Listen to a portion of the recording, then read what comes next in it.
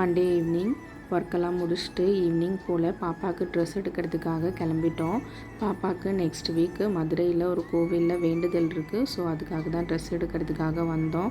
கோவிலில் பார்த்திங்கன்னா yellow colour dress தான் போடணும்னு சொல்லியிருந்தாங்க. கிட்டத்தட்ட ஒரு 3-4 ஷாப்ஸ் ஏறி இறங்கிட்டேன். எல்லோ கலர் இல்லவே இல்லை. ஃபைனலாக போத்தீஸில் தான் இருந்துச்சு. ஸோ அதை எடுத்துகிட்டு பில் பண்ணிவிட்டு கிளம்பிட்டோம். ட்ரெஸ் வாங்கிட்டு வீட்டுக்கு கிளம்பலான்னும் போது பசங்க 2 பேருமே பார்த்திங்கன்னா ப்ளே ஸ்டேஷன் போகணுன்னு சொல்லியிருந்தாங்க. இந்த ப்ளே ஸ்டேஷன் எங்கே இருக்குதுன்னு பார்த்திங்கன்னா 100 feet road Indira Gandhi signal கிட்டே இருக்குது. இங்கே பார்த்திங்கன்னா நிறைய கேம்ஸ் இருக்குது. பசங்க விளையாடுறதுக்கு ரொம்ப சேஃப்டியாகவே எல்லாமே பண்ணி வச்சுருக்காங்க. இங்கே 1 ஹவருக்கு 300 ருபீஸ் சார்ஜ் பண்ணுறாங்க. நம்ம 1/2 hour வேணுனாலும் விளையாடிக்கலாம். இங்கே போகணுன்னா கண்டிப்பாக சாக்ஸ் எடுத்துகிட்டு போகணும். நம்ம எடுத்துகிட்டு போகலன்னா அவங்களே ப்ரொவைட் பண்ணுறாங்க. அதுக்குமே சார்ஜ் தான். பசங்க விளையாடிட்டு வர்றதுக்குள்ளே கிட்டத்தட்ட 8:30க்கு மேலே ஆயிடுச்சு. அதுக்கப்புறம் ரெஸ்ட் எடுக்கலான்னு பார்த்தா 2 பேருமே பசிக்குதுன்னு சொல்லிட்டாங்க.